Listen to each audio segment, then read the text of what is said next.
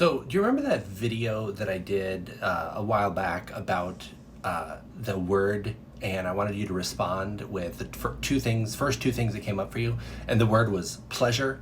Remember that? Yeah, it was a while ago. It's taken me a while to do the part two to this.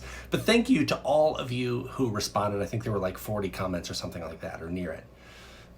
And it was, I don't have like a point necessarily here that I'm trying to make, but it was super, super interesting to me because what came up for all of you is what came up for me.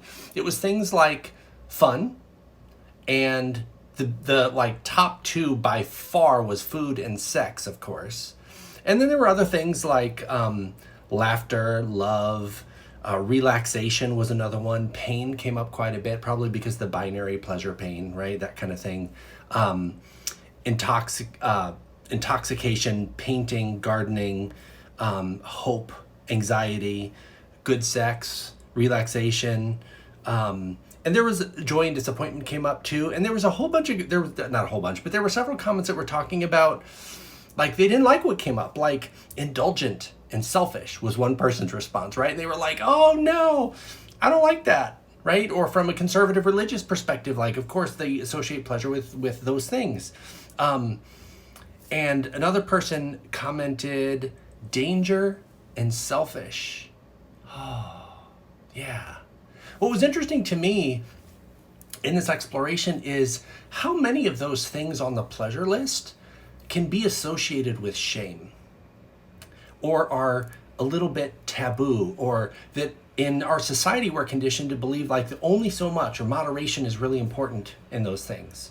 And maybe it is, I'm not saying it's not, but sex and food and relaxation, all of those things can be shameful. And I noticed in my own exploration of this, the things that came up for me were things that I associate with I can only have so much. I can only allow myself so much of those things, right? Or that I have shame associated with those things. And so pleasure equals going into potential shame. And it's just an interesting relationship. And how, at least in my experience and many people that I've worked with, that these things are intertwined, and that do we have access to pleasure for the sake of pleasure without the association of shame? And what is that like? And is there more pleasure available to us in more of the mundane things of life that aren't associated with shame, but we're just not paying attention? I don't know, but I'm curious. I wish you more love, not less, always.